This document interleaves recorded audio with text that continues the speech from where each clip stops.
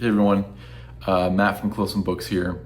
Before we get started, a few things I have to apologize about. First one being the bookshelves are really, they're not in their normal state. They're a little messy, they're all over the place. Just bear with me with those for now. The other one is my sweater's a little wrinkly, but it's the high today is 70 degrees out. It's overcast, it's rainy, and it's windy, and my brain just convinced myself, like, oh, it's fall now, so wear a sweater. I'm like, okay. It's still way too hot to wear a sweater, but what can you do? You gotta bear with me for this one too. Lastly, and of course, most importantly, I think this has been the longest I've gone since I've started BookTube without posting a video. Which, it doesn't feel good. I really do enjoy posting these videos. I love talking to you guys about the books I've been reading. But, that's the nature of working in academia, is that sometimes you have more time than you know what to do with. Sometimes you're completely swamped. This is the first weekend I've had free where I wasn't working in like almost 2 months. So I've wanted to make videos. I wanted to tell you about the books I've read, but I didn't really, unfortunately I didn't really have too much time, but I'm here now. I'm going to tell you about the books I've been reading now. I think we're in for a good one because we have some bangers, some books that many of you have read and many of you have given your opinions on. So I'm excited to share my opinion with you all. But yeah, I'm happy to say I have a couple of videos lined up for you guys in the next couple of weeks. So anyway, so let's get in to talking about these books that I've read. Okay, so when was the last time you had a book that you truly could not put down? Like a book that you would be at work and you would be sitting there like, I wonder what happens next, or like, I can't wait to get home and read the rest or read the next part of this book. I had that experience with this next book, and that book is The Wind-Up Bird Chronicle by Haruki Murakami. This is the first Murakami I've read. I think it's the Murakami that people typically say to start with, and I guess they are right because it's probably not going to be my last Murakami based off of this. But this book really brought me back to that state that I was in when I was a kid, where I'd okay, just a couple chapters before bed. You'd start at 9 p.m. and before you know it's 1 a.m. or later, and you're just so lost within the pages. And it kind of reminds me of Pynchon, the Crying of Lot 49 in a way, even though they're totally different books. It reminds me of Pynchon in the way that it doesn't sacrifice pace for thoughtfulness. There was so much to chew on in this book, and there's so many questions about what's going on, and the whole time you're actively engaged dissecting the themes of this book while still being addicted to the plot. I do think maybe some people will find this plot very slow, but I really was enamored by the mystery of it all. But I guess maybe quickly I should tell you what the plot's about. The plot is about this narrator named Toru, whose cat goes missing, and his wife is becoming more and more distant with him, and it just seems like his life is slipping out of his control. It seems like this life that he has become very comfortable with and can live very passively is drawing him into something much more confusing and spiraling, and something where he doesn't have really control. That's kind of the best I can give for this plot. There are a couple of flashbacks about World War II era Japan with the Soviets and in Mongolia, but for the most part it centers around this guy Toru's life. It's a first person book, and the way I would describe it is it's magical realism mixed with mystery, mixed with I don't know, a sprinkle of Clarice Lispector thoughtfulness on it, and existentialism. What I took away from this book, and what I kind of think was the overall, or at least one of the overall meanings, because it's not really quite sure. I guess the idea that like living your life as kind of as passively as possible, like in order to seek comfort, because it's easier to be passive than it is to make harder decisions or be introspective or even really deeply think about the people around you.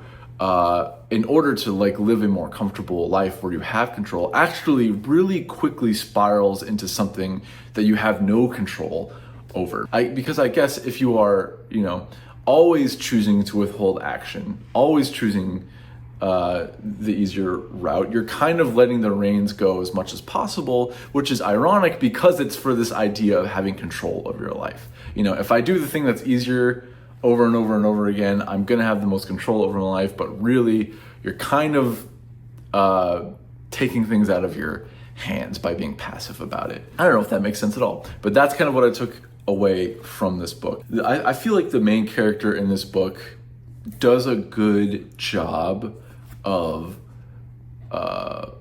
depicting depression, but not depression in the sense of like I guess in like a storybook version of depression, depressed mood all the time. To me, it's more of a realistic depiction of depression in that he just doesn't have any motivation to do much. He has a lot of anhedonia, like he's lost a lot of pleasure in his life. And it's really more that he's just too tired to care about anything. It's almost like he's like so blasé, like he has no urgency in his life, even when his life starts to spiral out of control a bit. And it isn't until like he really goes deep within himself, he is forced to be so introspective that he realizes like what the consequences of being so passive, being so willingly ignorant about himself and about the people around him, like the consequences that actually has on his life and other people in his life, especially with his wife. I found the parts about him and his relationship with his wife very like hard to read at times, because it's clear that he really loves her, but for most of the relationship, it's like he has no reason to try, almost, you know what I mean? It's so easy to be passive. Things are comfortable. Why try? Why put yourself out there and try and make things tougher or potentially fail?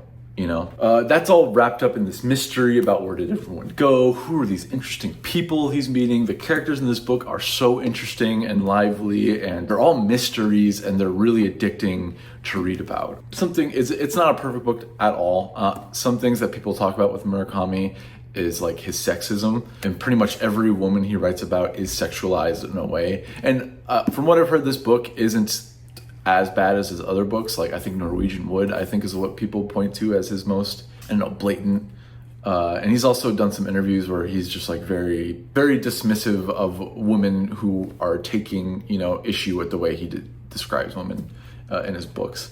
And it's certainly true. I think there isn't a single character, a woman character, who has any sort of speaking or any sort of weight in this book that isn't sexualized. Like every single one of them has some weird comment about what they're wearing, how they look, their breasts and stuff. It's a little off-putting, especially because there are some characters who are too young to be sexualized, and that doesn't stop them. But if you can get over that, it's a little cringe, but if you can get over that, it's a very, very good book. I think my favorite character in the book wasn't the main character. It was not the main character. And I don't want to tell you about the main character's story arc, because I do think it kind of like spoils any sort of mystery there is. But I really liked the character May. I found her, I guess, her punchiness, how she was so unapologetically herself, I found that to be a nice contrast with the main character, who was so passive and so unwilling to be expressive, There is a cool, I guess, arc with May, where she kind of like not reverts, but kind of like, maybe I shouldn't say anything. Read the book. I think it's really, really good. I think you'll enjoy it. And I gave this 4 stars on my Goodreads, and anything above 3 is good. So 4 is like real good. That's the The Wind-Up Bird Chronicle by Haruki Murakami. Very good. Not going to be the last Murakami I read. The next book I read, or I read this before Wind-Up Bird Chronicle. I kind of read them at the same time. I kind of used Wind-Up Bird Chronicle to kind of like escape from this book a little bit. This book I did as a deep read, as a buddy read with my cousin. This was the next pick. This was his pick. And I've been kind of putting off talking about it for a little bit. I talked a little bit about it on my Instagram. I'm gonna give you my full thoughts about it here, and that is, yes, it's Crime and Punishment by Dostoyevsky. But yeah, I ended up doing a pretty deep read of this book. I don't think I'm gonna be able to talk about it without spoilers, so here is a spoiler warning now. Skip to this time if you don't want to, or this time, I don't know where it's gonna be on the screen. I use iMovie, so I have like so little control about where the text ends up on the screen. But skip to the time on the screen if you want to avoid spoilers in this book. This book is about this young man, Raskolnikov. He's in his early 20s. He is a miserable guy. He's living in complete squalor, like total poverty. He lives in essentially a closet. He can barely fit more than one person in there. And it's kind of his decision to kill this woman who exploits, poor people in her neighborhood by giving them really terrible return for like their heirlooms, like loans money, gives bad interest rates and all that kind of stuff. Very exploitative woman, and it's his decision to kind of kill her for the greater good. What was most compelling to me about this book, and what I liked most about this book, was Raskolnikov's relationship with suffering, which I found very interesting and I found very thought-provoking. It seemed to me that Raskolnikov had a bit to put it lightly, a bit of an unhealthy relationship with suffering, almost like a fetishization of suffering. And let me explain what I mean by that.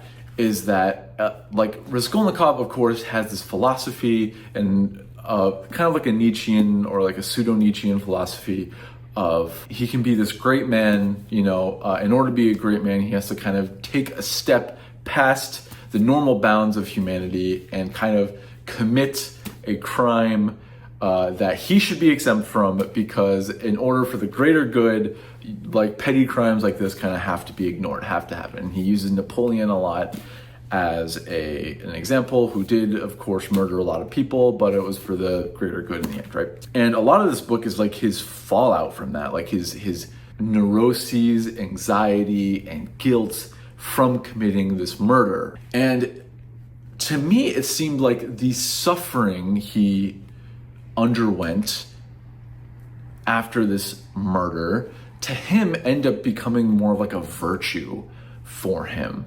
It was almost as if that suffering was like proof that he did something great. Like, even though he didn't enjoy the suffering, well, maybe he did in like a perverse way, but like he didn't, on paper enjoy the suffering. He almost like relished it, because it was like proof, it was proof that he had taken that step. Or the guilt or the suffering is like proof of his like conviction of this philosophy that he believes. But what I think is really like a kind of genius about this book is it's so clear that he hasn't fully thought it out yet. Like, it's just kind of this idea that he kind of just likes the sound of. It kind of makes sense on first pass. Like, if you don't think about it too deeply, it kind of makes sense. And he just latches onto it and he does this action without fully thinking through the consequences or how it will affect him, or even what the next steps are. Oh, I did it. Am I going to be a great man now? Like, what's the next steps? And I think this is beautifully exemplified in his relationship with Sonia, or is it Sophia? It's Sonia. Okay.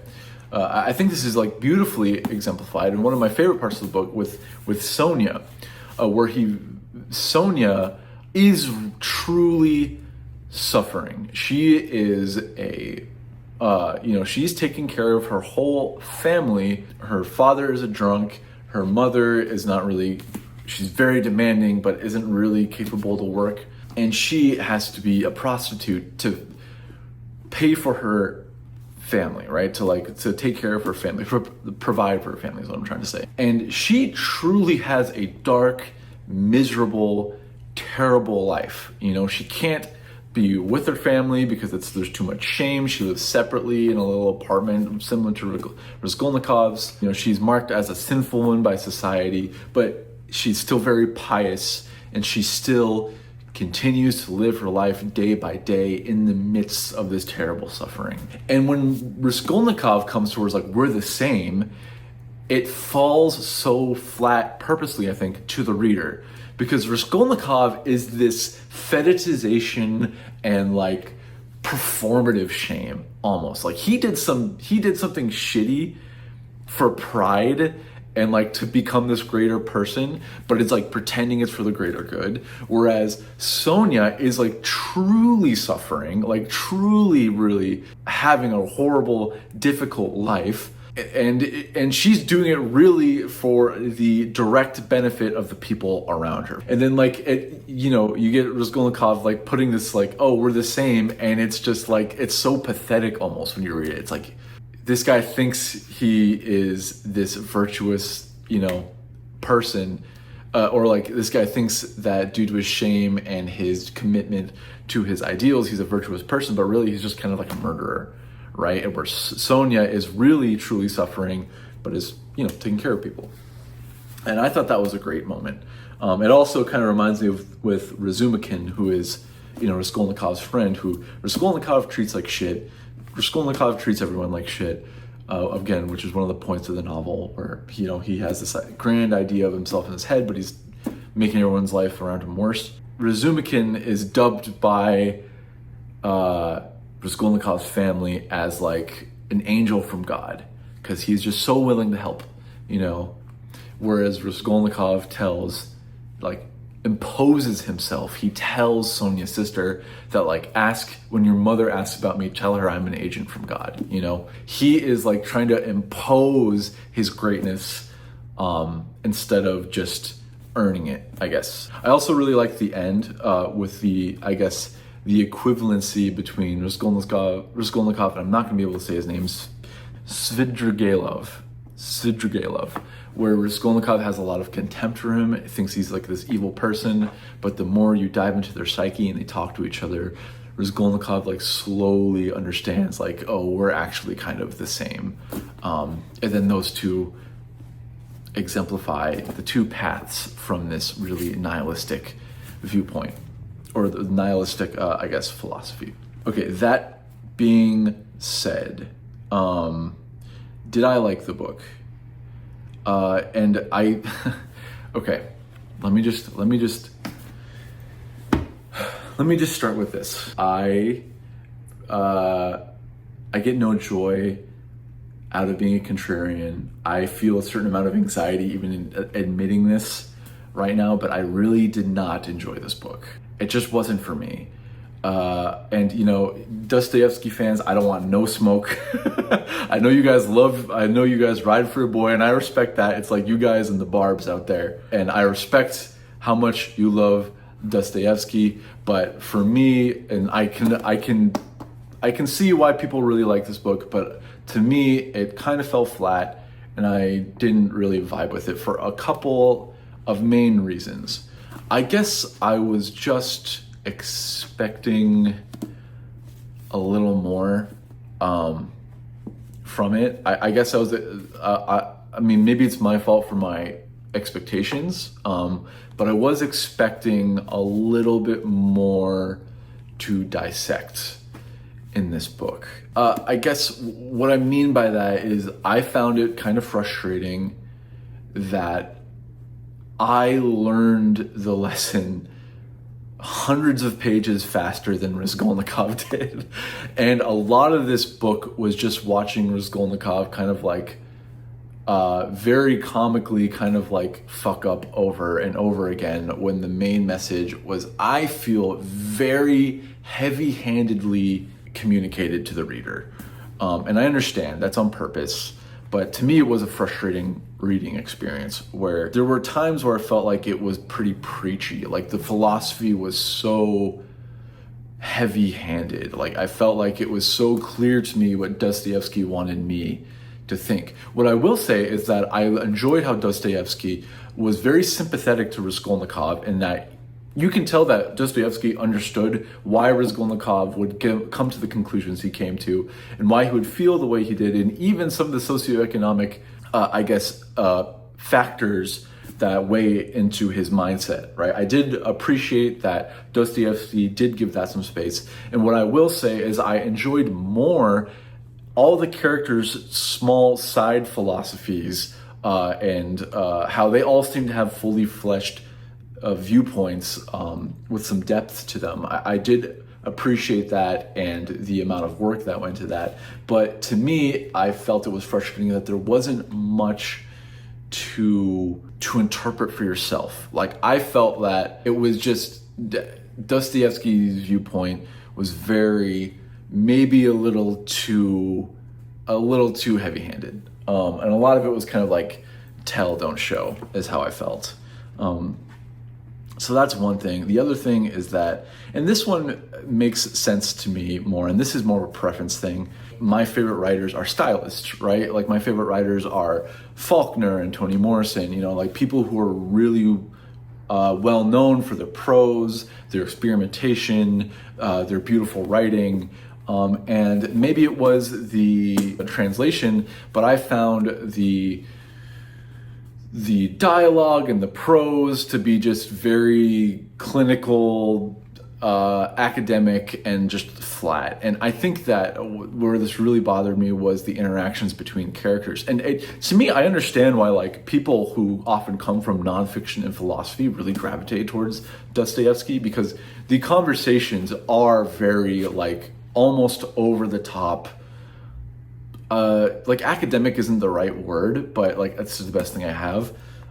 They just didn't feel very believable. It felt that like, okay, I'm going to present my philosophy. Now let me hear yours. And a lot of the conversations in here were just too theatrical, not believable.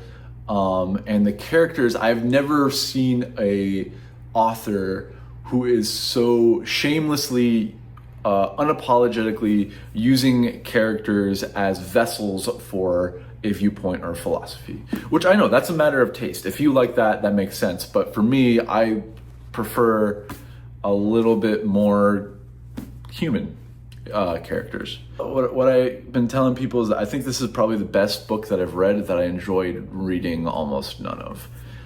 I gave it a 3 stars on my Goodreads because like, yeah, I mean, it was good. I'm glad I read it, but I didn't particularly enjoy it. Again, Dostoyevsky fans, I respect your love for Dostoyevsky, and I even understand why you love him. For me personally, a little too heavy-handed, characters a little too flat, dialogue a little too unbelievable, and just a little bit too clinical for me. Also frustrating. I just wanted Raskolnikov to like get it. And the pacing was really weird. There were so many moments of slowness and then followed by these bursts of action, and then slowness that a lot of it, whatever. Okay, that's the last I'll say about it. But maybe I'll like the Brothers K better. If you guys have a Dostoyevsky you would recommend to me, based off of my gripes with this book, maybe let me know, and I would love to hear it. Okay, now that that's over with, I gotta tell you, I felt so much stress leading up to recording this video, telling you guys I didn't like that book. I know people love that book, and I really don't like being a contrarian. I really don't. But you guys are here for my thoughts, presumably, and there they are. Whew, okay, the last book I read, I actually finished last night. And it is philosophy. And I've been talking about this book a little bit because I've been kind of dipping in and out of it the past couple months, but I finally finished it last night, and that is Ariel by Sylvia Plath. They make the name so big, so when you're reading it in public in Central Park, women can easily see it and know to avoid you. Small joke. Okay, anyway, so this is a posthumous poetry collection from Sylvia Plath. I read the introduction. The introduction is amazing. in this book. If you get this, the restored edition of Ariel, please read the introduction. It's so good. And there's a bunch of cool stuff at the end here where it's like the original typeface of all the poems, and you can see that she has like her handwritten poetry areas she's crossed out and like circled and like added things. It's very cool. This collection of poetry, this is the first collection of poetry since high school that I have sat through and read the whole thing. Poetry has been kind of a new exploration for me. I'm reading some Walt Whitman, some E.E. Cummings, some Sylvia Plath, and some of you guys have recommended to me Anne Sexton. But this is the first poetry collection I have read through the whole thing. And I don't want to sound too declarative here, but this is one of the clearest works of genius I've ever read in my life. Reading this book, it is just so clear the level of talent this woman had. But like I was saying before, it is a posthumous poetry collection. She did fully assemble it beforehand, before she took her own life, for publication. So she had an idea of what this book was going to look like. Her husband, Ted Hughes, who's also a poet, went in and meddled with it, took out some of the best poems and added in some other poems. Just because some of them he felt weren't as good, some of them were about him, and some of them were super dark, and I don't think he wanted people either looking at her in a weird way or looking at her memory in a weird way, and also how that reflects on him. So some puzzling choices with the poems he took out of here, but these poems worked for me in a way that poetry never has before. It worked on like 3 levels for me. The first one was just pure aesthetically. Reading these poems, just the imagery they conjure up, and the writing, and like just the beauty of the language, and the phonetics of the language, like just how they sound, is just jaw-dropping. It is so captivating, and more than anything, it is so vivid, the images she conjures up in this book. I think that like even if you have no desire to read these poems deeply, I think they're worth checking out just purely from the imagery and the tone from them, because they are really shockingly beautiful. But what the best thing about it was, yeah, the tone brought me in, but I found myself reading every poem 3 or 4 times. Not because like I felt like I had to labor over it, but because the poem drew me in. And each time I reread the poem, I kind of put the pieces together a little bit more, analyze it a little bit more, and you can come up with your own interpretation of what it means. But there is so much to dissect in these poems, to the point where it is, I think that this might be the most difficult book. If you want to approach it as something to analyze and to something to figure out, this might be the most difficult book I've ever read. Oh, that might be like hyperbole, but I finished it last night, so the emotions are still running strong. But they're worth looking into, they're worth dissecting, because it's fun, it's beautiful, and it's fun, and it is a pure expression of language, the way she plays with English, and the way like you read it through the first time, it doesn't understand. It doesn't make much sense, but it's like beautiful to read through. You read it through the second time and you start to catch things you didn't catch before. And like the way like a clause is phrased didn't make sense on the first read, but on second read you can put it together in the full context of the poem, and it takes on a whole new meaning. Sylvia Plath was a very troubled woman. That much is very clear. These poems are so, like, they have weight to them. They are so dark and heavy. And like, sometimes I would read the poem like, man, this is gorgeous, but it is making me feel sad. I don't know why. And I'd read it through again, and then like what it was about would hit me, and my stomach would just drop. Like I was like, oh man, that is brutal. One of them is, I should have known by the name, but thalidomide is one that that was the first poem in here that I read that my partner was sitting on the couch with me. I was reading it and I put it all together and I was just like, oh my God, like I don't know if I'm up for reading the rest of this collection, because it is just so brutal. I think my favorite poem in this collection is Tulips. It's here. Why did I do that? And I think kind of like I was talking about with Murakami, how sometimes depression isn't this grandiose, like seductive, portrayal of sadness. It's more just like the desire to feel nothing. Tulips really beautifully, profoundly communicates this. And it's like she's laying down and she wants to feel nothing. She's enjoying not feeling anything, but people are coming in, checking on her, making sure she's okay, and bringing her tulips, which in contrast to her desire to feel nothing are these beautiful, bright red flowers that in this mindset feel like a hindrance, feel like too much. And I'll read this part for you. I didn't want any flowers. I only wanted to lie with my hands turned up and be utterly empty. How free it is. You have no idea how free. The peacefulness so big it dazes you, and it asks nothing, a name tag, a few trinkets. It is what the dead close on, finally. I imagine them shutting their mouths on it, like a communion tablet. The tulips are too red in the first place, and they hurt me. Even through the gift paper, I could hear them breathe, lightly through their white swaddlings like an awful baby. Their redness talks to my wound, it corresponds. They are subtle, they seem to float, though they weigh me down, upsetting me with their sudden tongues and their color, a dozen red sinkers around my neck. I also think one of my other favorites in this book is Fever 103 Degrees.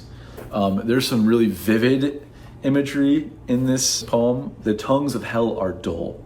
Dull as the triple tongues of dull fat Cerberus who wheezes at the gate, incapable of looking clean, the ague tendons, the sin, the tender cries, the indelible smell of a snuffed candle. Love the low smokes roll for me like Isidora's scarves. I'm in a fright, one scarf will catch an anchor in the wheel. I'm gonna stop there because I've been recording for almost an hour and I could just read plenty of these. What I will say is Sylvia, she was going through a lot, but she was a little bit of an edgelord.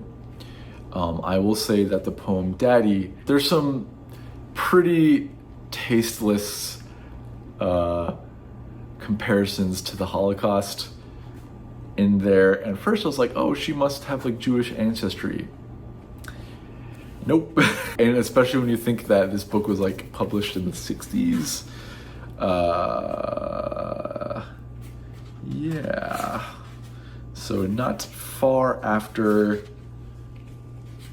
the Holocaust ended. So there are some edgelord, some edgy poems in here. So keep that in mind. There's also some racism in this book. It's not like making a commentary on racism, it's just kind of racism. So that knocked it down a little bit for me. So just keep that in mind when you read it, and if that turns you off the book, don't blame you, but it is a genius. Her genius with poetry just cannot be denied. Okay, I'm gonna stop there. I've been recording for an hour. Oh my God, this is why I don't have time to record on the weekends, because I end up recording for an hour and then it takes me a couple hours to edit. But hi guys, it's so good to see you. It's so good to talk to you. Let me know if you read any of these classic books. Let me know what you think about them. Don't hate me for not liking Crime and Punishment is my only request. Or, whatever, what are you gonna do? I will have a video for you either next week or the week after. I promise. That is a Matt guarantee. That is a promise.